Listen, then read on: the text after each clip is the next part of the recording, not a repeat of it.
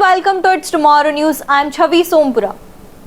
Gulf Coast braces for flooding as storm system builds into possible tropical depression.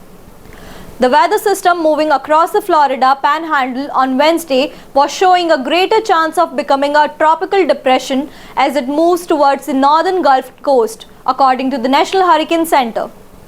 The system has a 40% chance of becoming a tropical depression as it moves west over the Gulf towards southeastern Louisiana on Thursday, the federal agency said. The severity of its impact will depend on how far it travels offshore, where conditions are ripe for a tropical depression before reaching Louisiana. The tropical weather will affect Alabama and Mississippi as well. Regardless of whether the system intensifies, the heavy downpour could cause flooding, officials warn. New Orleans is bracing for 3 to 5 inches of rain through Saturday, but some areas could see as much as 10 inches, especially near the coast, the National Weather Service said. The system perlocating over Florida will be called Dexter if it becomes a named storm. 6 weeks into Atlantic hurricane season, which runs from June 1 to November 30th, there have been 3 named tropical storms, Andrea, Barry and Chantal, but no hurricanes.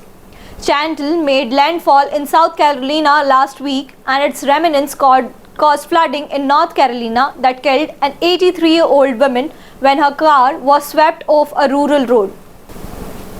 The National Oceanic and Atmospheric Administration said in May that there was a 60% chance that there will be more named storms this hurricane season than there have been in any past years on average.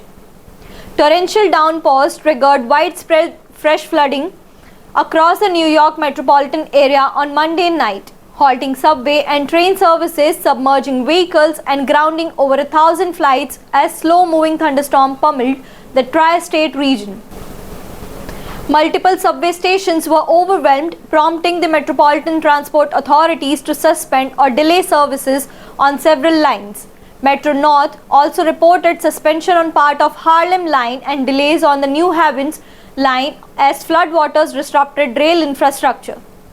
Roadways across New York, New Jersey and Connecticut became impassable, with National Weather Service confirming numerous flash flood reports. Several highways were submerged and stranded motorists had to be rescued in some cases.